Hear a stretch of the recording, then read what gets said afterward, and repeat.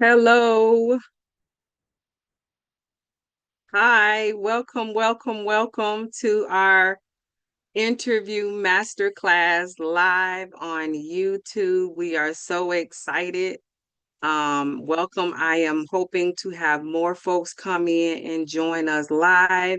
This was something that we were absolutely excited about doing because of the requests, because we know that there are so many people who are out there that may really want to get jobs and better employment opportunities, but struggle with that. So if you would, Joan, please keep an eye on the entering folks in as we go in case I miss it. And I want to make sure we admit more and more folks into the live session. But first of all, I want to introduce myself. I am Chandra Kidd of Smart Kid Concepts. I am the CEO, and we are all about supporting adult learners, helping folks get higher education, credentials, and even definitely getting better jobs out there. Okay, because we want to get credentials so that we can get better opportunities for us and for our family and make more money, hopefully, to support the lifestyle that we're looking for. All right. So this session, this master class is all about interview skills because some of us may either be looking for a job or trying to get a better job than the one that we currently have. So this is going to hopefully be a great session. And so let's just jump to it. All right. So I want to go ahead and kind of share my screen a bit. All right. And I want to be sure we are recording. I believe we're recording, right, Joan? I hope so. All right. Let me share my screen so that folks can see what I see.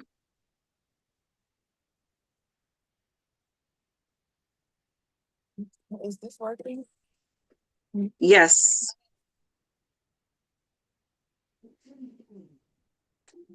Right. Want to make sure everybody can see what I see. So welcome to those who are here. Can you see my screen there, Joan? Yes, we Yes. see it.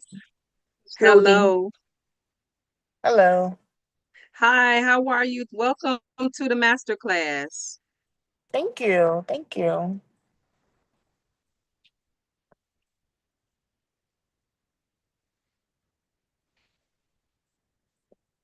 Okay, I think it's playing back there. So all right, so let's jump to it. So this session is all called hired. This is definitely us wanting to have folks come in and nail those interviews to get those jobs.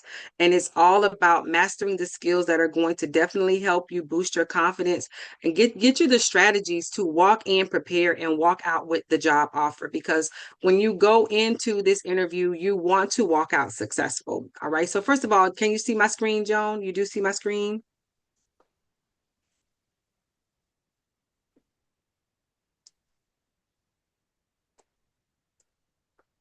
I just want to be sure. Can you see my screen there?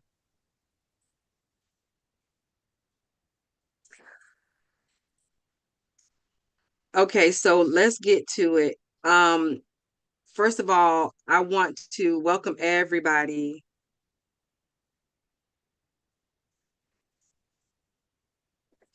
So with this interview session, thank you, Joan.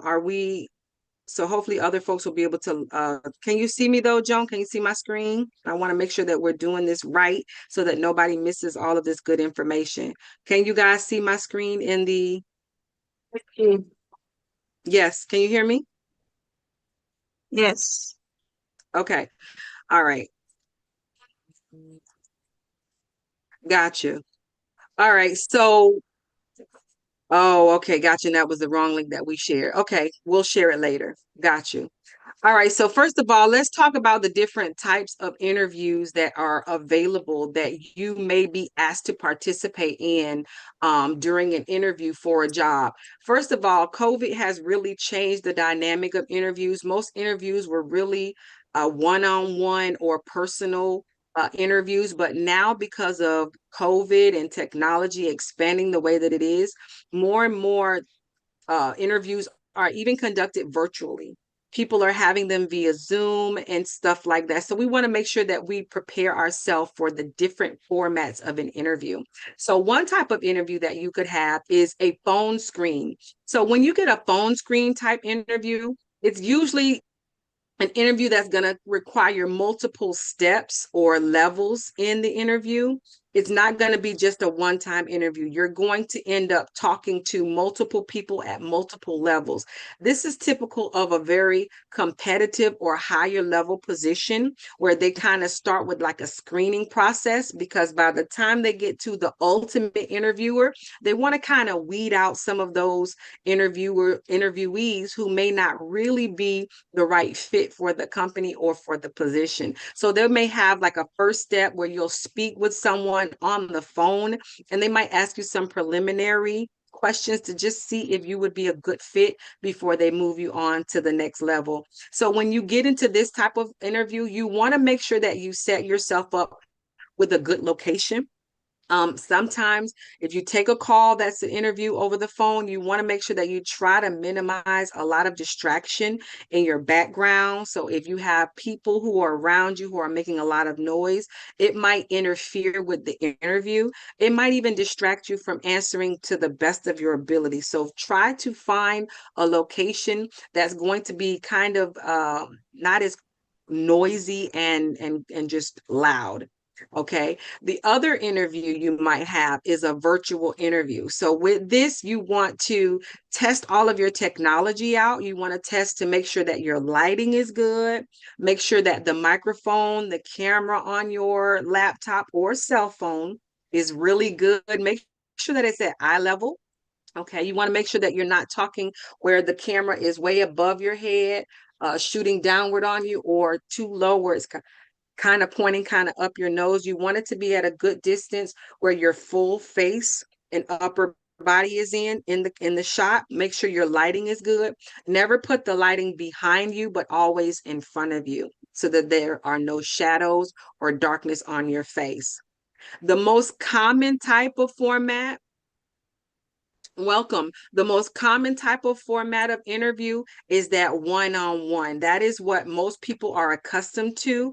It really is one of the types of interviews that we are speaking to someone who may have that authority to hire you on the spot. So you want to be very, very careful in how you appear to the interviewer during this type of interview. Welcome, welcome to those who are joining us. Welcome. I'm so glad you guys could make it with us live for this interview masterclass. And this masterclass is going to be jam-packed with a lot of good information, because I really and truly want you guys to not have those moments where you walk away and they say, we'll call you, and they don't call. So this masterclass is just for you to kind of really put to bed the issues that many folks may be having, why they're not getting that job. Okay, so I was talking about the different types of interviews that folks have, and right now that one-on-one interview is what most of us are accustomed to. One of the things that you want to do when you have at one-on-one interview, please master a handshake. Okay, because now it's not just like a phone screen or a virtual interview where they're just simply looking at you. Now it's about your body language, it's about the physical contact sometimes. So all of that plays a part in it. So I really want you guys to master that handshake. Please do not give a really loosey-goosey handshake, and never shake a person's hand from a seated position. So if you look at this little snapshot here on my screen, if the person who is interviewing you walks up to you and you are in a seated position, immediately stand. Never shake a person's hand from a seated position. So stand up immediately, extend your arm out, and make sure that you shake at the elbow and you grasp firmly, not to break it, but definitely as though you are confident in shaking their hand. Do not bend too much at the wrist, bend more at the elbow and hold firmly. Okay. This helps to build rapport and showcase your confidence. And we'll talk about why confidence is important a little bit later. So definitely make a connection and look the person in the eye. Sit up straight if you're now seated, and make sure that you have your shoulders squared and that you smile as much as possible in a natural way so that no one feels awkward and so that you don't feel too nervous. Okay. And the last type of interview I want to mention is a panel interview. Now, of the four types that I've mentioned, I have to say the most nerve-wracking is the panel interview. Okay, because now you're not just one-on-one with one individual. You may be sitting across from several people who might be interviewing you and bringing questions to you. And so this style of interview is normally for a person who is seeking a very high level position. Usually they are looking for a management type position or a very high in the company credential position. So this is why you may have a panel interview, because the person is trying to get questions answered from multiple people across maybe multiple departments within the company, and that's why you might see several people there. You are going to have to maintain composure even if you are nervous. All right, do your level best to make sure that you make eye contact to whoever is asking you questions at the moment. So it will not be the same person asking questions, but whoever is asking you questions, make sure you address them directly. So every time a person asks you a question, face them.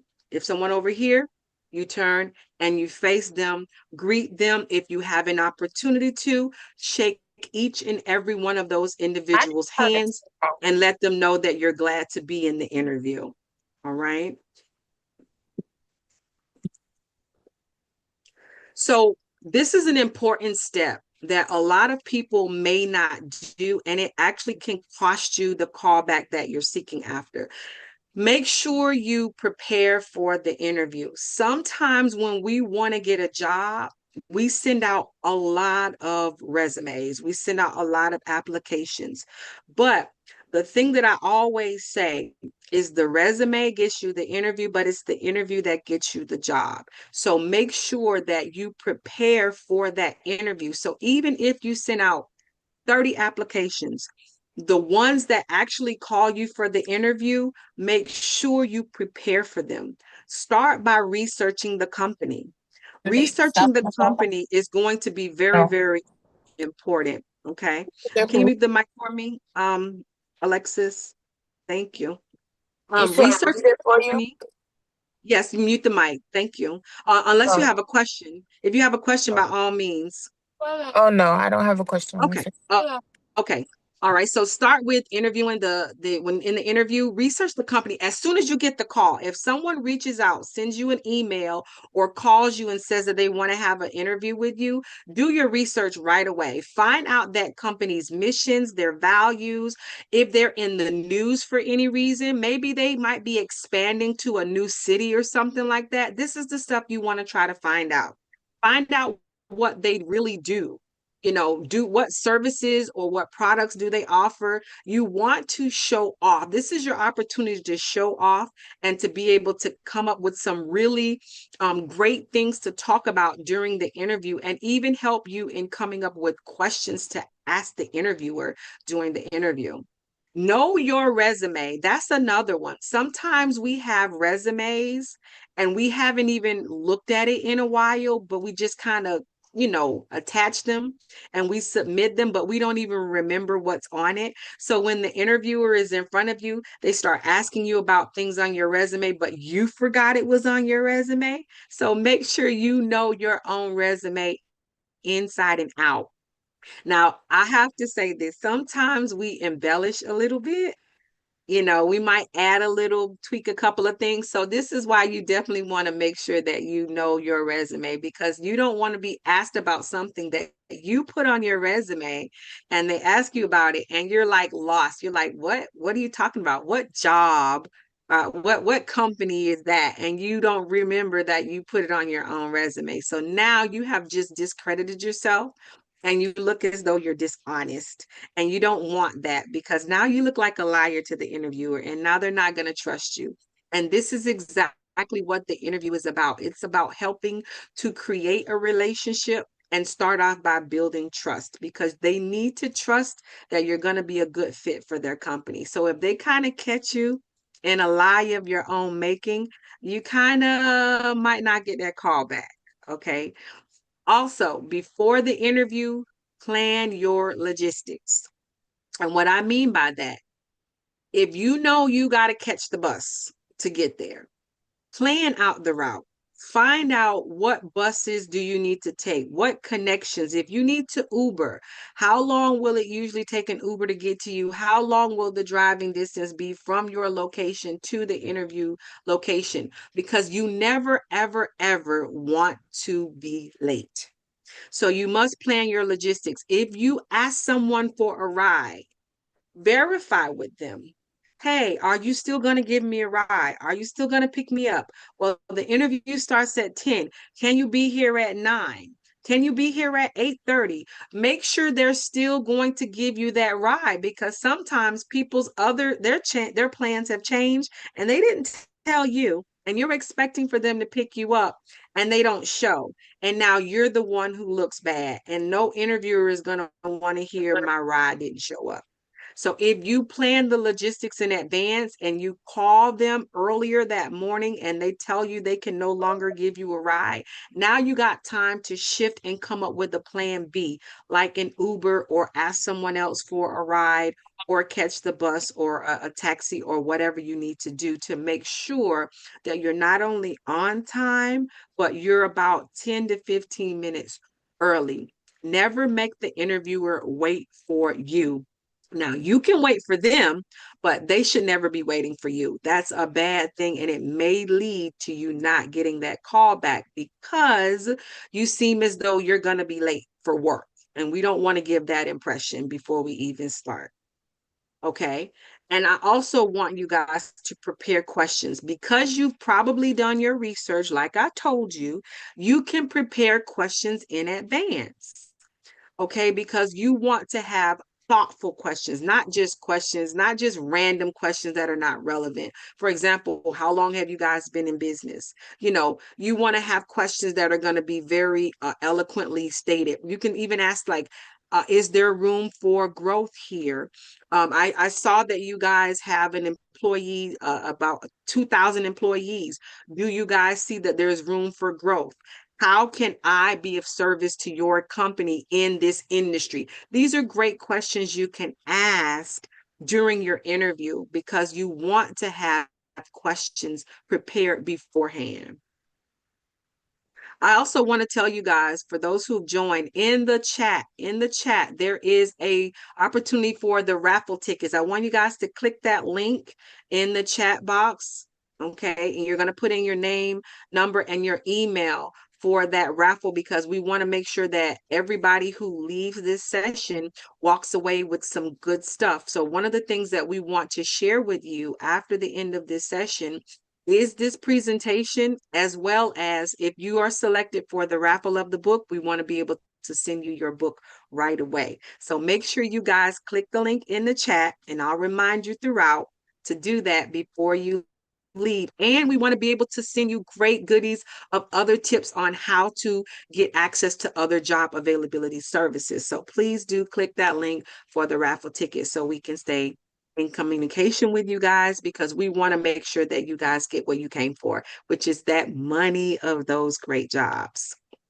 Okay. So, interview questions they're going to ask. That's what you're here in the interview for, is for them to get to know you.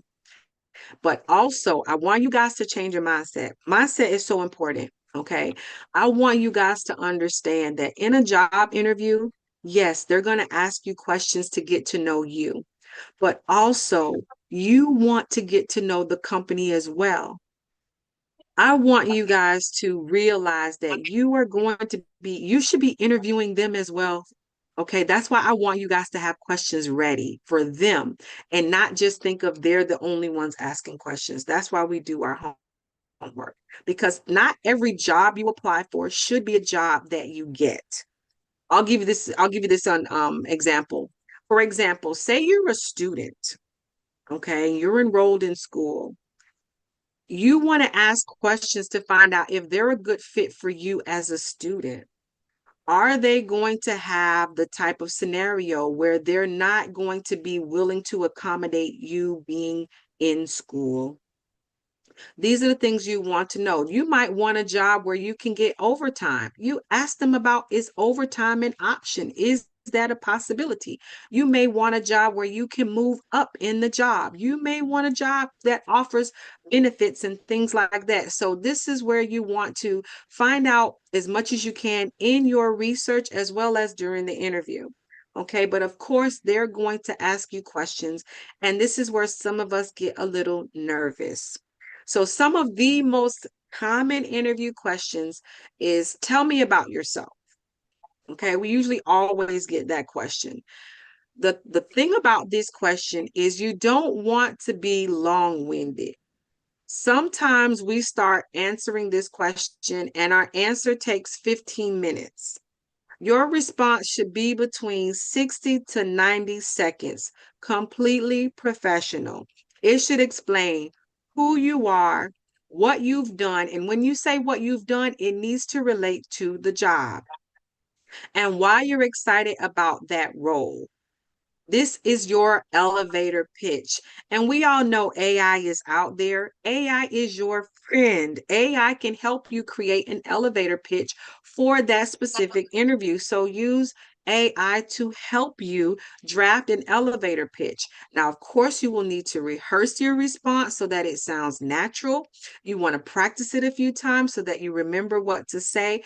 But this response, tell me about yourself, needs to be genuine, but it once again needs to relate to the company. So if you're telling me about yourself, don't just tell me, and be mindful of what you tell them. And I want to say that because we're going to get to a point where I want to tell you what they shouldn't be asking. One of the things that I don't want you to say when you tell them about yourself, don't tell them you're a parent. That's actually one of those questions, and I'll get to that in a moment, things that they should not be asking you. So don't introduce yourself by telling them you're a mom of five or I'm a father of two. All right. So just keep that in mind to avoid those things that are illegal. Don't say, oh, I'm a wife and mother. These are actually the things that are illegal for them to ask you. So don't introduce yourself with this information. Okay. Tell them more about your skills and the strengths that make you a strong candidate. Remember, an interview is like a competition. You're competing against everybody else who is applying for the same job and position. So you have to state how you are a cut above the rest. Okay, tell them that you're excited and why you're excited. Okay. So for example, say you say, tell me about yourself. Say, I strive to be a nurse, practitioner. And I am excited about this role because it will allow me to offer services and great kindness to patients who are in need and who are in pain and suffering. I want to provide that level of comfort to them at their moment of struggle and see, you see the way that I'm explaining my role, who I am. I'm telling them what I want to do, but I'm also telling them how it relates to the company's goals. Of course, if it's a medical facility, they want to provide great service and care to every patient that they have. So find ways to weave who you are and why you want to do that at their company. Relate it back to them. That's what they want to know. You're going to get a question such as, what's your greatest weakness? Now, I know sometimes we think that this type of question is like a trick question because we don't want to say what's so bad about us and what our weaknesses are, but this is actually your chance to show your strength. So, for example, what you would do, because you want to be genuine, all right, but what you want to do is once you name what the weakness is, you need to explain how you are growing beyond it and how you are overcoming it and strengthening that. So what I mean, say for example, what is my greatest weakness? Say, one of the things that I do is I might micromanage quite a bit. But how I am working to overcome it is I am learning to get to know my coworkers and colleagues and find out their strengths so that way I can better delegate responsibilities. You see what I did? I gave them my weakness. My weakness that I mentioned was my ability to micromanage, but I also told them how I work to overcome and grow from that issue. I mentioned that I look to get to know my colleagues and that I try to find their strengths so that I can now better delegate the work evenly amongst my colleagues. That's the way you guys need to answer that question. Okay. Find how you are overcoming it. It could be that you're taking a class. It could be that you're practicing something. It could be, however you can come up with a strategy to overcome it. That's what you want to make sure that you make note of during your answer in response to that question. They're going to ask, why do you want this job? And please don't say because I have bills to pay. Okay. We already know you got bills to pay. Everybody has bills to pay. But you want to be specific and connect your values, skills, and goals once again to the company's mission and vision. And if you do your homework, you will know what that is. Okay, so that you can say, fine, we talk about medical care. You can say, I want to help expand the quality medical care for patients in the South Florida area. Okay. See, when you say that kind of thing, it ties back into the company's goal. If they're based in South Florida, boom, I just tied what I want to do to the company's goals, their mission, the things that they want to accomplish, but at the same time, I show how that creates a fulfillment within me because I want to be honest and I want to be sincere. Okay. They also may ask, a very common is, tell me about a challenge you overcame. Now, this is where I want you guys to learn the STAR method. So this is a point in this masterclass. If you did not have a notebook and paper, I want you guys to grab a notebook and paper because I want you guys to truly understand the STAR method. Okay.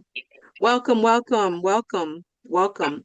So if you guys didn't, I want to give a few seconds to anybody who's just joined or anyone who does not have a pencil and paper. I want you guys to grab something right now. So go, go, go. If you don't already, grab something to write this down because this is the money. This is the money shot right here, the STAR method. I'm going to talk to you and break that down because this is what's going to make all the difference in how you answer questions. Okay. And also for those who just joined, if you look into the chat, click in the chat and click on that link to submit the raffle ticket form. It's simple, super fast. This is how we're going to be able to select the winner of the free book at the end. All right. And this is also going to give us a chance to offer you guys some great goodies as well. So please, it's simply your name, cell number, and email. So that way we can share this material that we're going over with you so you can review it later on because I want you guys to jot this all down. Okay, so go ahead. If you don't have your pencil and paper, grab your pencil and paper now and fill out that link in the chat for the free raffle. Okay, so that way we can stay connected with you guys and send you even more tips. Okay, more tips to come on getting that job. Okay. I would like to take a question. Does anyone have a question so far? While everybody's grabbing their paper and pencil, does anyone have a question so far about common interview questions? Tell me your name and tell me your question. You would have to unmute yourself. Anybody got a question for me at all about the types of interviews that people may have or the common interview questions?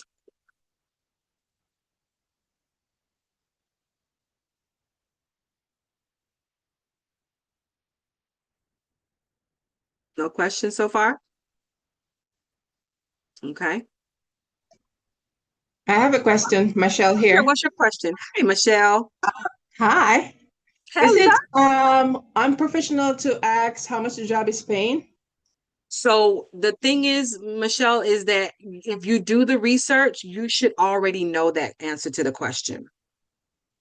So when you do your research of the position they're hiring, that's usually listed in the job posting, what the at least the range of the position. So you don't ask that, because the thing is that you want to try to avoid that question, because you really should know it already, because remember, we want to showcase ourselves as the prize to the company, and not as though it's all about us. So when you do your research and before you even applied, there should have been at least a range telling you what the average salary for that position. And if not, you can Google, when you type in Google that what is the average salary for that position. So that way you have an idea, because the truth is, if you don't know that answer already, that's something that, remember, it's not just about are you a good fit for them, but the question is, are they a good fit for you? So if the job is paying you only $12 an hour, you may not even want to waste your time applying and interviewing for a position that's going to pay you way lower than what you can afford to have, if that makes sense. Does that make sense? It does. Yeah, so try to find that out before you even go through all of this, especially if you're going through some of these types of interviews where you're going through a phone screening interview, that where you're going to have multiple levels of interviews, where you're going through a interview process with a panel. This is very stressful. And they may even require you to go through like a background screening, fingerprinting. You might need to do, sometimes they have such a process where you need to do, go through a training before you want to make sure that they're a good fit for you. So they're not just the winners here, you're the winner too.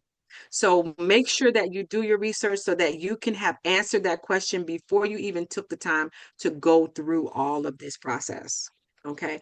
And if you still don't know that answer, I would look to Google to get an idea of the range. Okay. Okay. It And is what possible. Go ahead. Go ahead. What's your question? Go ahead. and when they give you a range, what's your best option?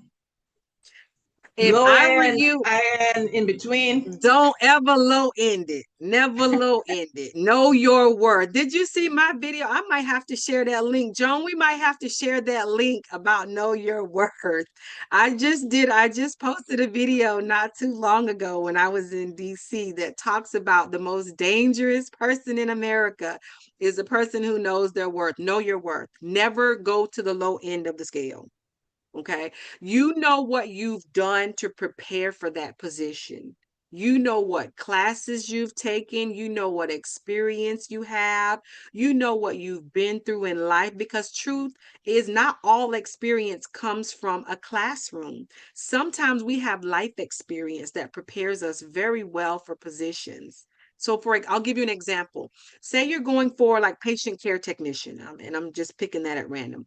Okay. You may not have taken a formal class, but maybe you've been a caretaker for a parent or someone in your family for years. You're qualified. You know how to take care of an individual, prepare meals, keep the location sanitary, keep them clean, keep them safe, administer maybe their medication, source out their pill boxes, get them to their appointments. You've been doing it and accumulating experience. This is the kind of stuff we need to talk about during these interviews. These are the ways that you answer these questions. We have to understand our true experience. Life gives us experience that we oftentimes forget about mentioning, but it's actually the golden nugget. When you talk about how you cared for a loved one for 5 years, and you made sure that they never missed a doctor's appointment. You made sure that their medication was always sorted out. You made sure that they had a nutritious meal. See, you're selling yourself above other people who may not have this experience. We just got to make sure that we take the time to understand our own strengths so that we can really communicate them to the interviewer. Okay. And that's going to really help us, especially when I talk to you guys about this STAR method. And that's why I told you guys, if you don't have pen and paper, I want you to grab that pen and paper, because the STAR method is really the gold nugget in helping you to understand how to answer any question that they ask you during an interview. Okay, but no, don't lowball it on the salary. Don't go with the bottom end. You know your worth. Do your homework and your research, and consider your own personal experience to understand where you should be ranking at as far as salary. Okay, now let's talk about dress. Okay. When you go into the interview, okay, and I got to talk about this because sometimes this is what gets it all wrong. Remember, we're all about first impression, especially if you're doing a one-on-one or a panel interview. You need to make sure that you are dressing to success and dressing to impress. If you're not sure what to wear, dress above the job. I don't care if you're applying for Burger King or fast food or a grocery store. Dress very, very nicely, because you don't want to give off the wrong signals or the wrong impression.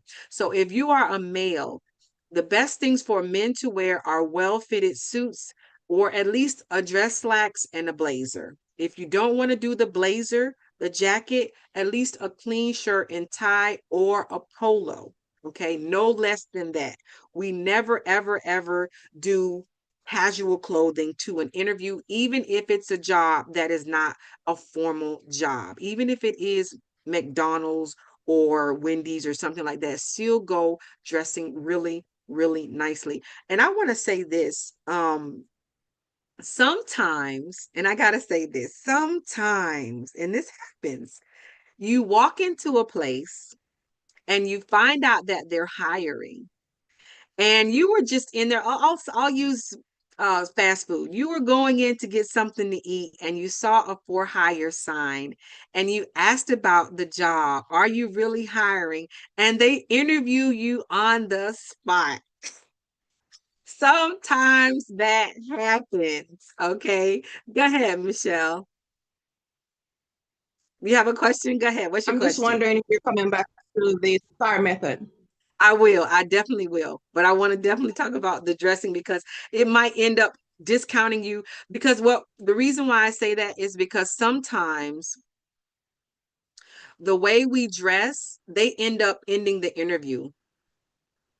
Sometimes we get into an interview and we wonder why the interview was short. And we wonder why they didn't even ask a lot of questions. And sometimes it's the way we started the interview. Our attire might discount us to where the interviewer doesn't even want to waste time asking you questions. And once again, I'm going back to being early. If you're late, they may not want to interview with you anymore. Okay. So definitely make sure that your clothing is pressed, ironed. Make sure that if you have a tie, that it is not offensive. Make sure that if you have on a blouse, ladies, the blouses and the tops matter. Sometimes we wear tops that might be cut a little too low, especially in the front, in the cleavage area, or maybe it's too tight. All right.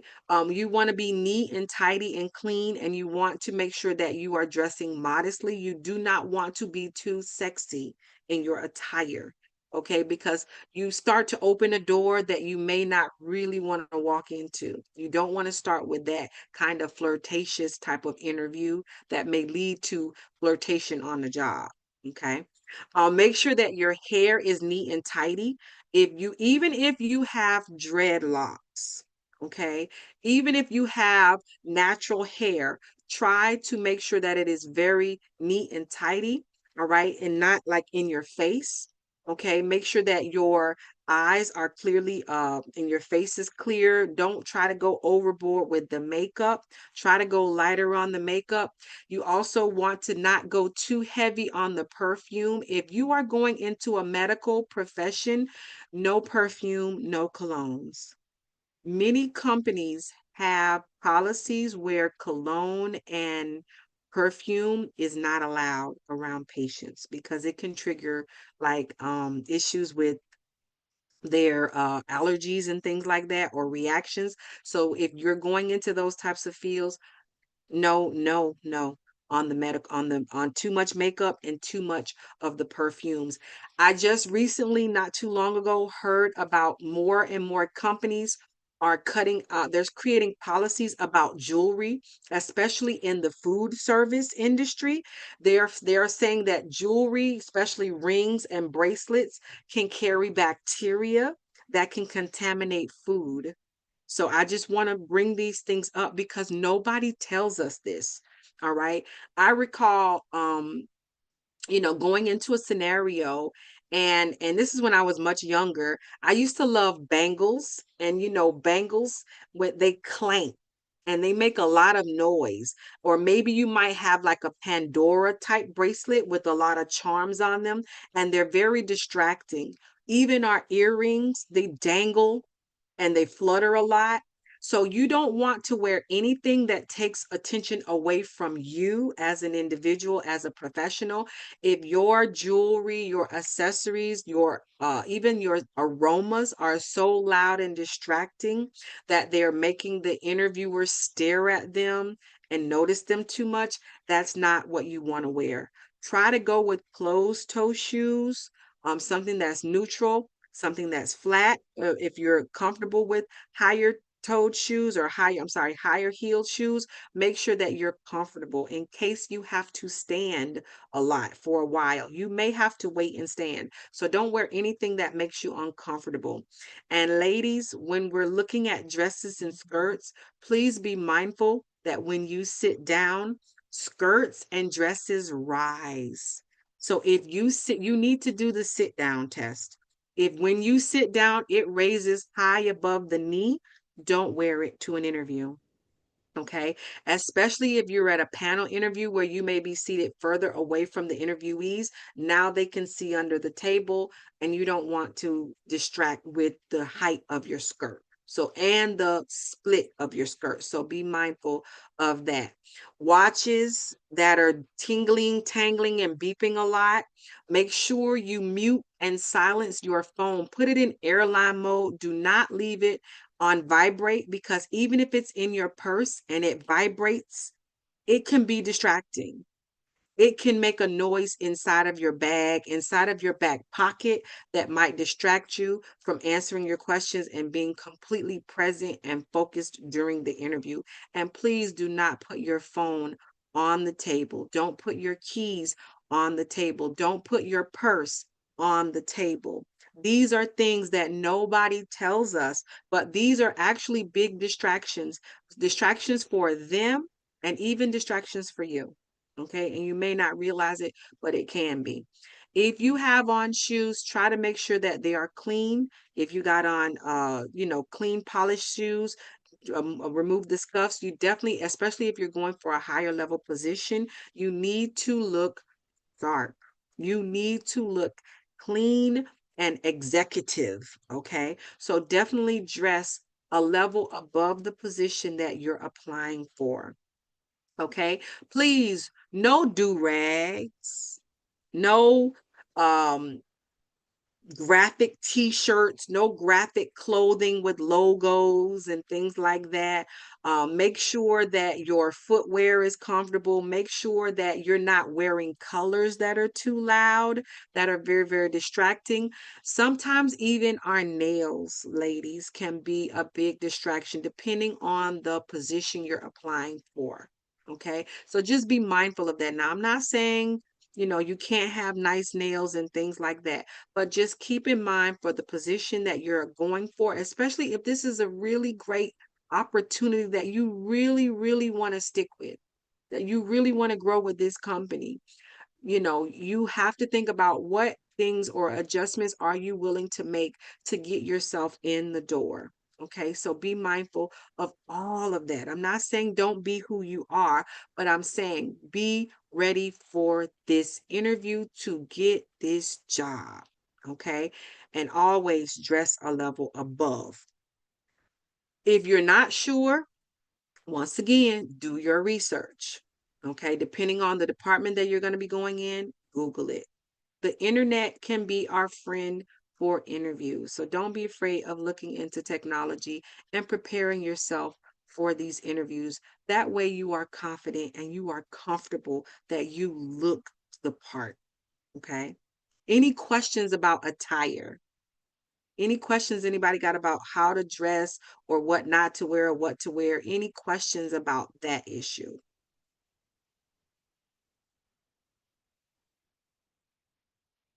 Okay. If you think you're going to be cold, wear a jacket, but once again, be mindful of the jacket. No hoodies, no graphic tees. Make sure that it's something really neutral that won't be distracting. Once again, you guys, I want you guys to make sure you click the link for that raffle, all right, to fill out that link and that we can stay in contact with you, and make sure that if you win the book tonight, that we can get you your book as soon as possible. Now, let's talk about the questions that they can't ask and how to respond, because there are some questions that are illegal. And that's why when I told you guys, when they ask, tell me about yourself, there are certain things that you don't want to introduce yourself as. You don't want to introduce yourself as, hi, I am Chandra. I am married with 3 kids, because some of those illegal questions include questions about your marital status. Interviewers should not be asking about your age, your race, your religion, your nation of origin. They should not be asking, what country are you from? They shouldn't be asking you about any disabilities. They should not be asking, oh, are you married? Are you divorced? They should not be asking these things. They should not be asking, if you're a lady, oh, are you pregnant? Are you with child? How long do you have before the baby comes? They should not be asking you these things. They should not be asking you about your sexual orientation or your arrest record. Okay. These are all off limit questions. Some of these questions are addressed possibly on your application, but they should not be asking you these things. They are actually prohibited by law for them to ask. And the truth is, sometimes people who interview us are not the typical interviewer, and they may not know that it is illegal for them to ask. They may be asked to interview for a position, but they're not usually, thank you, but they're not usually the person who does the interviewing and the hiring. So in those cases, you have 2 ways that you can address a question that is illegal for them to ask. One option, you can answer it if you choose. However, I discourage from that. You can redirect the question to your qualifications, or you can politely decline. You are not obligated to answer. Stay calm and professional no matter what. Don't say, oh, why are you asking me that? Oh, that's none of your business. Don't get defensive and don't get unprofessional. So, this is an example of how you can redirect gracefully. If they ask you, for example, do you have kids? You can say something like, I'm not sure how that relates to the role, but I can confirm that I am fully committed to meeting all of the expectations of this position. So, what I did is I redirected. I did not answer the question because it's not relevant to the job. And it's possible they are asking you this question to find out if you are going to be taking time off to take care of your kids. But that's not fair. That does not mean you cannot do the task well. So I would encourage you to redirect the question and not answer it, because you don't want for there to be any reason for them to discriminate against you doing the job at as qualified as you may be because of something that has nothing to do with the company. Okay. Your marital status has nothing to do with the company. And as a matter of fact, I would wonder why they would want to know if I'm married. Is that person trying to be flirtatious? Once again, if you answer that question, do you want to walk in that door? If I say no, I'm single, now where does that lead us in the conversation? It's now distracting from the job position and possibly leading down other questions that have to do with my relationship status, which that now becomes very awkward and uncomfortable. Okay, you see where that goes? So I would highly encourage you to try to redirect and politely or the decline answering. It's like, I'm not sure how this is relevant. If you have another question that you'd like that is pertaining to the position, I'd be glad to address it. Those are the types of responses you want to give. Redirect or politely decline. But if you answer, you might not like where the next question goes. Okay. Any questions about that?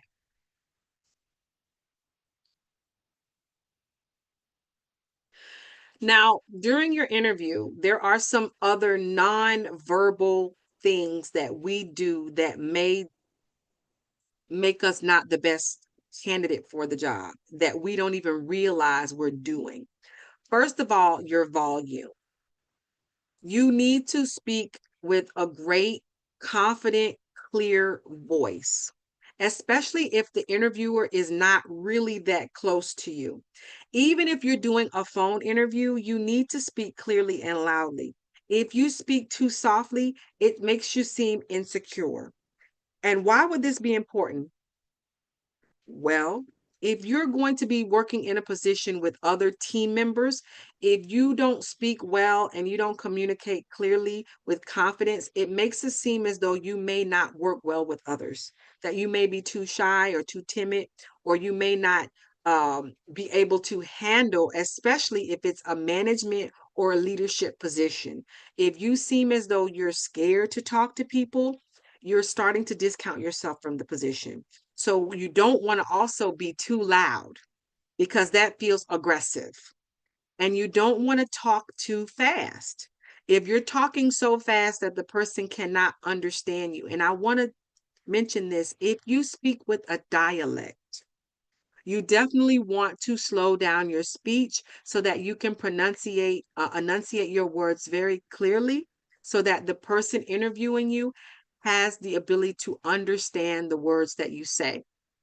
If you find that the interviewer you is asking you to repeat yourself multiple times, that's the signal, you guys. That's the signal that either they don't understand you or they can't hear you. If you find that the interviewer is leaning in, that's a sign that they can't hear you. If you notice the interviewer is tilting their head as though they're trying to get their ears in your direction, that's another signal that your speaking volume is too low. So speak up. Your body posture. Don't sit like this. You need to sit up straight. Make sure that both of your feet are planted flat on the floor. Ladies, I know sometimes we tend to cross our legs. Try to cross at the ankle instead of the knee. Lean straight forward, show engagement. Hand movements, you guys. Hand movements are actually a good thing. When you speak, using your hands to talk shows engagement, shows that you're into what you're saying. That shows that you're very passionate about what you're expressing. So try to not, but don't fidget. Don't uh, don't do that. Okay? Don't look all over the place. You're never looking at the interviewer. All right? Maintain eye contact. Okay? Don't stare. Okay? Because that can make people uncomfortable. However, when you're speaking to them, make sure that you're looking at them. Okay. And remember, if you're in a panel style interview where there are multiple people asking you questions, whoever asks you the question, you look at them, but also make sure that you every now and then look at the other people in the panel. So, for example, if there is a panel of 5 people, and you guys are sitting in a position where they're in different places around you, the person to this side may ask you a question. Say, that's a great question. Address that individual as you answer. Try to momentarily look at the other people at the table or at the panel, but directly address that individual personally by looking them in the eye. Okay. Don't make it too evasive. Don't make it too intense. Make sure you feel natural and that it's just definitely you feel like you're in your element. Okay. Appropriate speech. I know many of us have a habit of using filler words, especially words like and like and so. I had an interview with someone and they said like a lot. They were like every 5 words they said like, like, um, like, like. That is very, very annoying. Okay. So the best way to avoid those filler words is to slow down. Think about what you want to say before you say it. And if you're not sure what to say, it's okay to pause and think. This is not a pop quiz. This is not a trap. Think about the best way to express yourself. Okay. Don't get too, and definitely, please, please, please do not use profanity. Do not curse. Okay. And try your best to avoid slang. Speak with formal language, no slang, no dialect, as best as you can. Avoid it because you want to once again display your ability to communicate clearly with colleagues and in a professional manner. Okay. What if you're going for a job that requires you to send out communications, like a secretarial type job? If you cannot communicate well spoken, they may not think you can communicate well in a written format. So try your level best to keep your speaking as clear and as clean. Keep your volume good and try to avoid those filler words, slang, and once again, do not curse under any circumstances. Do not use profanity or over casual language. Any questions so far about communication, how to stand up, how to posture yourself? Okay. Once again, ladies, if we have those types of tops, you definitely don't want to lean forward where people can see down your tops and things like that. We want to maintain professional posture and communication at all times. Okay. Here is that star method. All right. This is where I want you guys to take that note. Okay, this is how I want you guys to answer your questions. Uh-oh, let me go back. Okay, here is the star method. This is your secret weapon, but you're going to need to remember this and practice this. So that way, no matter what question they ask, you can answer it. Okay. So the STAR method, STAR, stands for situation, task, action, result. Okay. They're going to ask you behavioral interview questions. It could be like describe your past experience, tell us about your weakness, those types of questions. The STAR method is a framework to help you give clear and compelling structure to all of the questions that you give. Sometimes when we are asked a question, our questions are too vague. We try to answer the question in a few words and hurry up and finish. You want to answer the question with a great framework because sometimes if you answer the question well enough, it actually answers multiple questions that they didn't even ask you yet. And that's a good thing. You when a person says to you, "Oh, you already answered my next question." That means you just gave a great answer. You gave enough information that the interviewer was really able to connect and understand and learn on a deeper level how you respond to questions and how you would answer and behave in the workplace. So let's start with S. S stands for situation. The situation is where you set the scene. This is the situation. You can also think of it as the issue or the problem that may be embedded in the question that they ask. For example, you know, tell us about a problem that you had on a previous job. Okay, so the situation is the scenario. You want to give them the situation or the background information. You got to set the scene for them and give them the context so that they understand where you're going with your answer. But don't make it long, keep it brief. So here's a scenario. Say they ask you, tell us about your situation on where you solved a problem on the job. Let's pretend that's the question. If I were applying the S situation, I might say something like, I was working at a retail store and we were short staffed during the holiday rush. Lines were long and customers were getting frustrated. So now I just gave them the background. I presented the problem and the scenario for them to understand what's going on in the situation. The T stands for task. This is where you're going to explain your responsibility on the job. This is where you talk about what you were accountable for. Okay, so you already gave them the S. You told them that you were in a retail store. You guys were short staffed. It was the holiday. People were frustrated and the lines were long. You gave them the scenario. Now tell them what your job was in this situation. I was the shift leader, and it was my job to keep things moving and to make sure that customers left happy. So now I've applied the S. I gave them the background. I gave them the situation and scenario. I just told them my task on the job.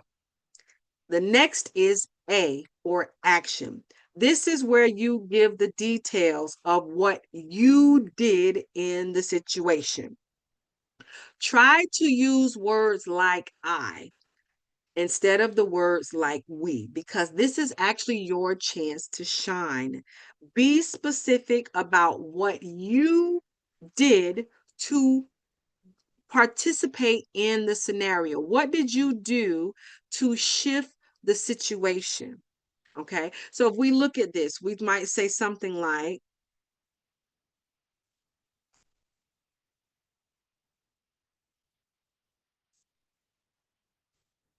the action. Oh, darn it, did that thing again. Let me go back. I recognize the floor. Okay, let me just see if I can. There we go. I reorganized the floor. I pulled two team members from stocking to help at the register, and I personally walked the line to apologize for the long wait and hand out coupons. You see that? We went from this was the problem, this was the situation, this was my role, all right? And then you go into what action you took. Say I. Of course, you're mentioning what other staff members did by telling them that you pulled people from other departments to help move the line a little bit better. All right. However, you want to say what you did to truly make an impact to solve the problem of the situation. And then our R, which is the result. The result is the outcome. So, how did what you did change the situation? The result was that, and if you have numbers, okay, if you can say numbers, if you can say or percentages, where it took the line normally would take 10 minutes to get through, and we were able to get people out within 3 minutes. See, now you're quantifying it, you're now pulling data. It sounds so much more realistic and factual when you can quantify it. So when you say things like, we cut the line, the wait time in half, we got zero complaints from the customers on during the shift, and our manager recognized our team at the next meeting. So I went through every level of the star. I gave them the situation and the scenario, which is your background. I told them the position and the task of my job in that particular scenario. Then I told them the actions that I specifically took and then the result of those actions. When you frame every question this way, I'm telling you, you are killing this interview. This is the golden nugget. Write it down. This is how you want to frame your questions.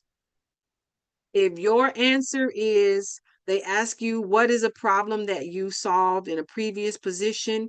And you say something like, oh, I've never really had any problems. They know you're lying. Remember, an interview helps to build trust.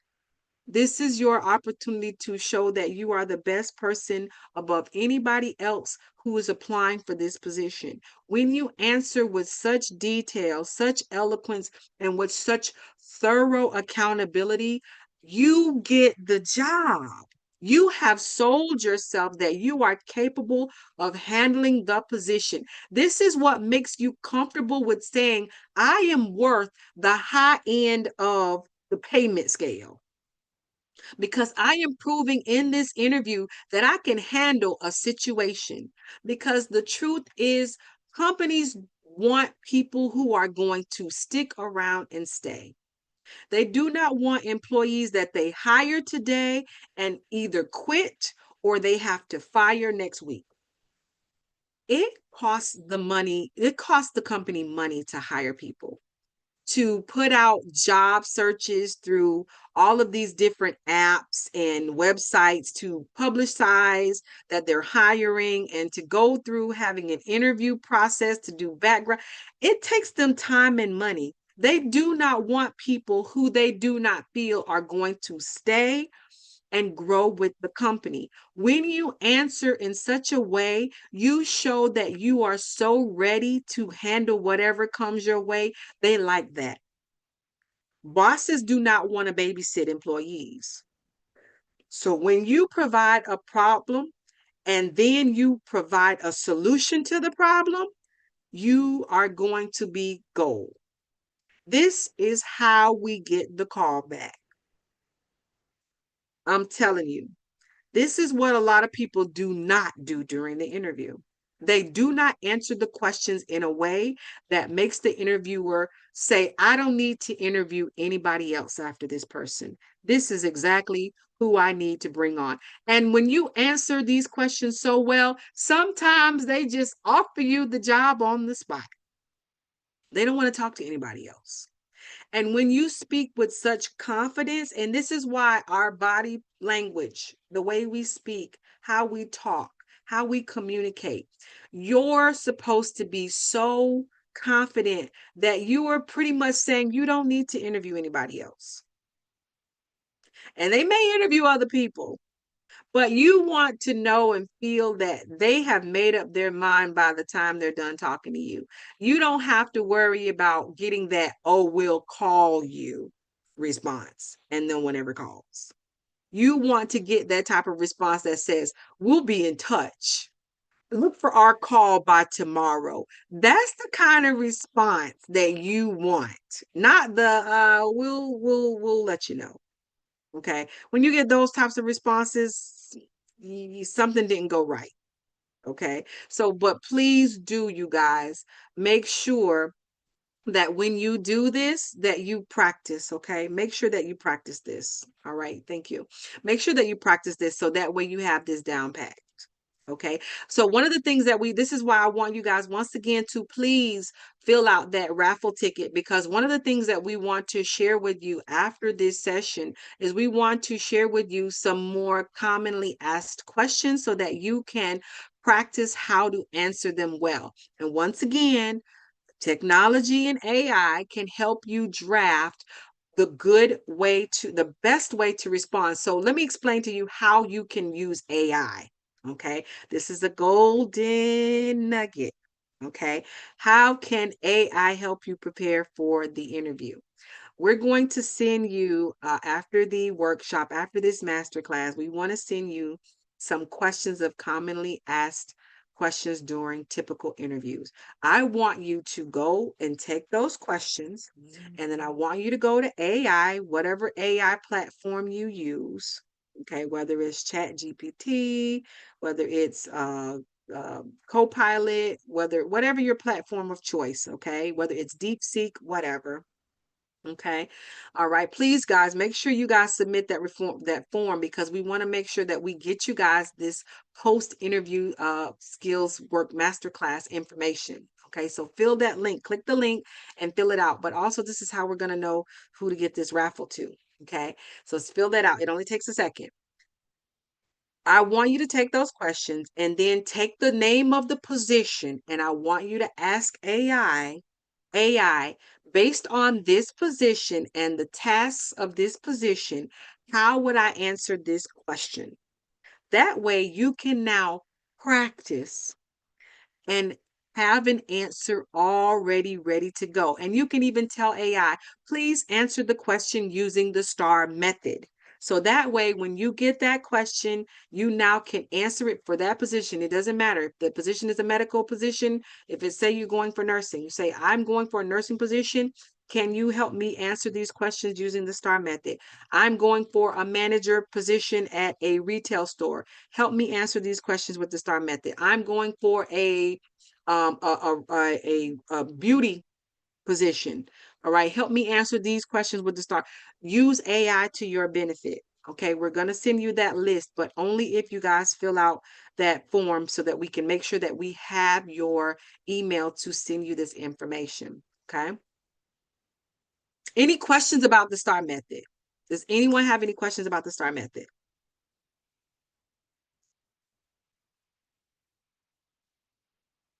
Any questions at all?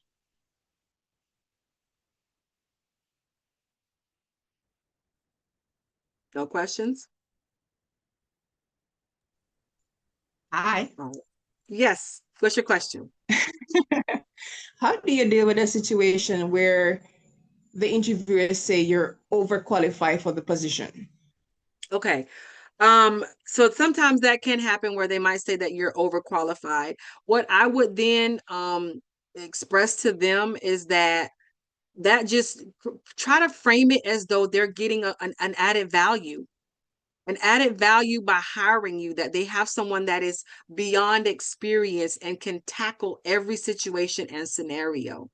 So, if you really want this position now, normally I'm like, if you're overqualified, why apply for it? But sometimes the scenario in life is that we really just need a job. We really need income coming in. And you just want to get hired. Okay.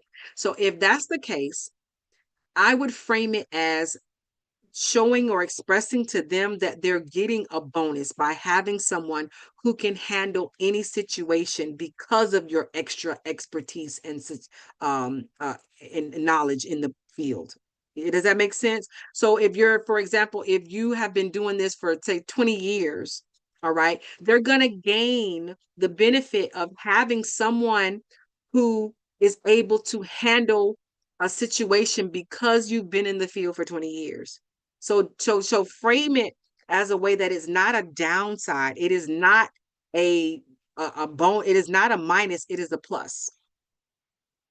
That this will give you the opportunity to handle any situation, that this will give you an opportunity to grow with the company because you have the knowledge that makes you perfect for the position, beyond the position, that you will be able to even help your coworkers grow because you have such a wealth of knowledge. You're going to have to frame it in that way. All right. Because I'm usually like, okay, look, try to apply somewhere else. If you're more qualified for a higher position, apply for the higher position. But if you are in a scenario where you just really need a job, because sometimes that happens, maybe you just really need a job and you just want to start working. Okay. Frame it that way instead, where they're getting the benefit, the bonus of hiring you because you have that extra information and expertise. Okay. Any other questions? One more thing. Sure. Let's say you're changing career and Okay. you're going into a job that's going to train you. How do you sell yourself for such a situation? So once again, if we've done our research, right, we have an idea of what this new industry or this new field is going to entail. So that way you can start phrasing your answers in advance. So for example, say you're normally in the medical field, but now you're going to go into say food service. Okay. You can talk about how your experience in the medical field, which is all about sanitation, that's important in the food industry. being sanitary and being able to follow protocol and keep an understanding of safety and health. So what you do is you take what you did do in that industry and frame it and weave it into how it's a benefit for this new field. So, and that's where having that homework done will help you shift and pivot your medical background into this food service background. That's the way you do it. And this is why the first thing before you even go into that interview, as soon as you find out they want to interview, start doing the homework. Start doing the Googling. Start doing taking your STAR method and taking those questions that we want to share with you guys when you share that click that link. Make sure that you take those questions that are commonly asked and frame them into that industry, into that company's goals and objectives. And then you can now start framing out those questions and even talk about and even ask AI, how can I explain how my medical background is beneficial in this food service field and profession? So this is where we do our homework up front. So that way, no matter what they ask, we got something we can respond to with confidence. That way, and that also when we have that information in our background, in our foremind, it gives us that ability to not say, like,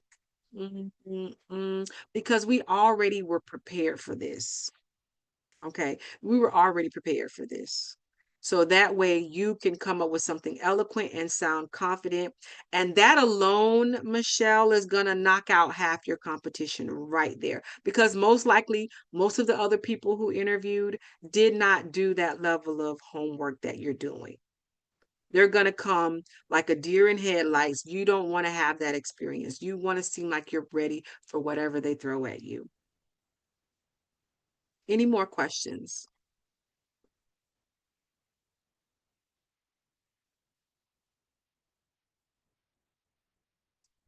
All right. No more questions? Okay. So the question becomes, if I did all of this stuff, I dressed the part, I answered, and I am now after the fact, and they gave me the, we'll call you back. Why am I not getting the call back? So I want to talk about some of the common reasons that people do not get the call back, because if we have a better understanding of why we may not have gotten the call back, because you want to try to kind of think about this. If you get the, oh, we'll call you response, or we'll be in touch, which is usually a big indicator that they may not call you back. This is where you immediately start going through your mind and asking yourself some questions and reflect on the interview, because even if you get that response, we'll call you back. What we want to do is we want to make sure that we don't do the thing that got us that no call back on the next interview. Okay, so some of the common reasons that people are not getting the call back. First of all, they did not prepare. They did not prepare. They did not research the company, the role of the position. Some people interview for jobs, they don't even know what it is. So when they ask, what's your question? And they ask, well, what am I going to be doing? You should not be asking that question. You should have an idea. How are you even interviewing for a job? You don't even know what it is. So this is why we do research. This is why we look into the company, their background, their goals, their objectives, even the position that they're hiring for. Have an understanding of what that entails. You may not get the call back because your communication was weak. You did not articulate yourself clearly. You were just all over the place with filler words. You were not looking, giving eye contact. Every time they turn around, you're looking down, you're fidgeting. You just look lost. Okay. That once again shows a lack of confidence, or maybe that you're not really interested or you're not present. If you are late for the interview, if the interview is very short, that is not a good sign. If the interviewer doesn't even want to interview you because you're late, that's bad. This might be why you are not getting the job. You were late. And like I mentioned earlier, do the logistics. If you know you got to catch the bus, map it out. Find out how much time will it get you if you have to connect from one bus to another, how much walking time from the stop to the actual, map it all out. If someone's going to give you a ride, verify with them again multiple times that they really are going to pick you up, and have them pick you up well before the start. That way, if something happens and they call you and say, oh my gosh, I got a flat tire, I can't make it, you have a chance to call an Uber. Okay, or do another, find another way to get, ask someone else, hey, friend, can you come and pick me up? I need to get to this interview right away. Make sure you have a plan B on standby. Maybe you're a poor culture fit. And what I mean by that, you didn't demonstrate alignment with the company's values or their team dynamics, or you appeared unenthusiastic. For example, the position requires you to work with people, but you made it seem as though you don't like to work with others.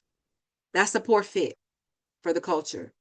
All right. Maybe you are the kind of person you're going to require a lot of constant feedback from the boss, but the job says that you need to be able to work with little supervision. That's not going to be a good fit for the company. Maybe you are a person who doesn't have transportation and you're going to be looking into a role that requires you to move from location to location. That's not a good fit. They're not going to hire you if you make it clear that you don't have reliable transportation, but they're saying that you need to be able to go from this site to that site to that site. Okay. That's a poor fit for the company, for the culture of the company. All of that is something that might be a reason why you don't get the call back. Maybe you missed follow up. Follow up. After the interview, please send a note. If you have their card, send an email thanking them for their time within 24 hours. A lot of people don't do that. They have the interview and that's it. They just hope for and wait for a call back. You need to keep yourself memorable in the interviewer's mind. So find a way to reach out back to them and say thank you. Simple. Thank you for your time in the interview. I appreciate it. And if you can add a little nugget in that, um what that makes them memorable, like, I really, even if you say something, I enjoyed the question where you asked me about this, something that kind of makes them remember who you are, because they may have interviewed a dozen people that day. What can you say so that they'll remember you? All right. Maybe they complimented your watch. Say, "Oh, that was so kind of you. I appreciate your compliment on my watch."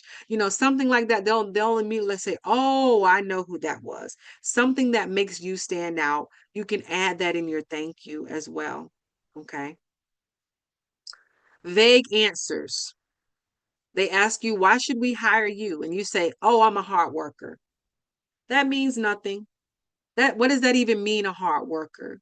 That doesn't give enough information and detail to truly prove that you are a hard worker. This is why we once again, star method, okay? STAR. If you apply that to your answers will be specific enough and not so vague that they don't feel like you really cannot handle the job. If you say, I have no question, that is a clear no. If they ask, do you have any questions for me? Please do not say, I don't have any questions. A lot of people say, I don't have any questions. This is why we prepare. So that way you have a question. If you say, I don't have any questions, it may signal that you're not really, really interested. So come up with at least 3 questions. Once again, AI and technology, plug in the name of the job position, the name of the company, and tell AI, please give me 3 questions I could ask at the end of this interview. Bam!